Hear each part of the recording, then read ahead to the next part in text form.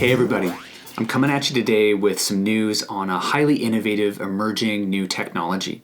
It's something that you should totally know about if you're writing any type of electronic or bass-heavy music. It's called the SubPac. I've had my eye on this piece of kit for a little while now, and they just came out with a fresh new edition, so I'm going to give you the lowdown on it. But first up, I'm going to answer the question that you probably all have on your minds, which is, what the f*** is a SubPac?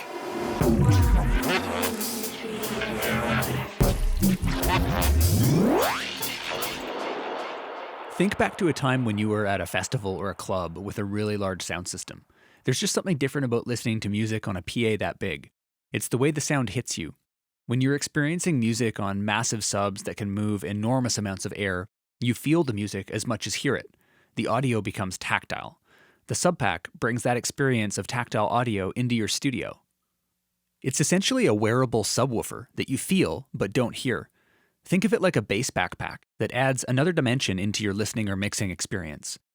It's especially useful in a couple of applications. Say you live in an apartment or a suite where you can't have a sub or large monitors. The SubPac gives you the upside of being able to feel the sub without pissing off your neighbors. Another advantage is adding an additional sense into the mixing experience. Sub can be really difficult to get right in your mix, so the SubPac allows you to use both your sense of touch and your sense of hearing to accurately gauge the low end.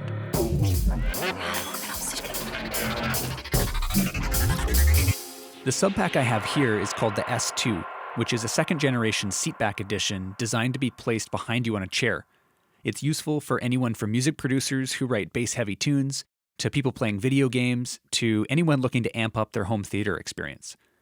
There's also another model called the M2, which is a second-generation wearable edition.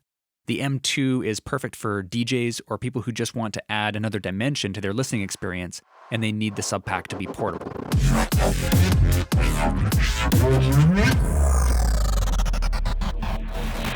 Let's take a look at how it works.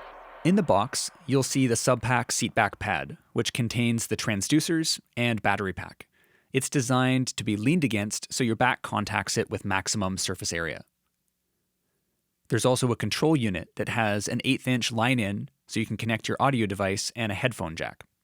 There's a clip to attach it to your belt or a strap that goes around the arm of your chair. A set of elastic straps with Velcro bracers are designed to attach the SubPac easily to your chair.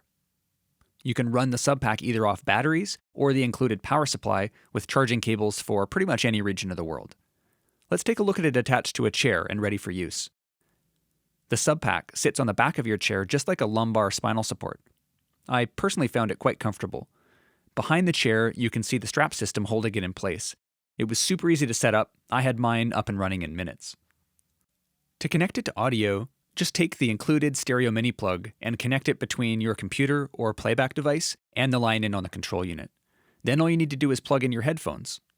Alternatively, you could use Bluetooth.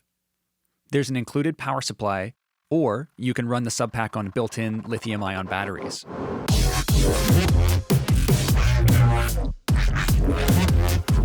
Let me speak to why you might consider getting a SubPac.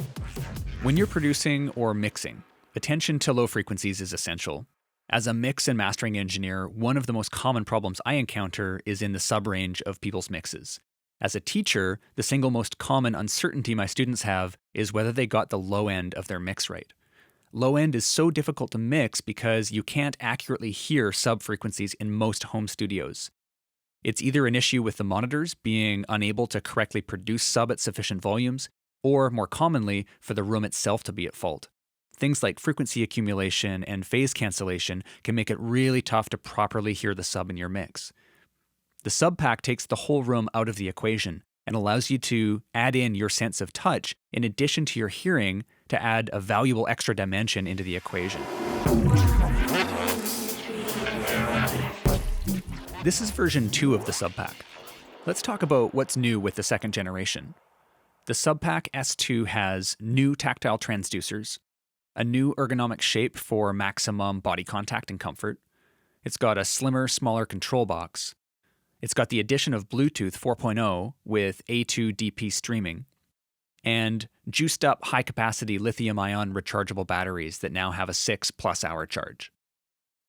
Thanks for checking out this intro to the SubPac.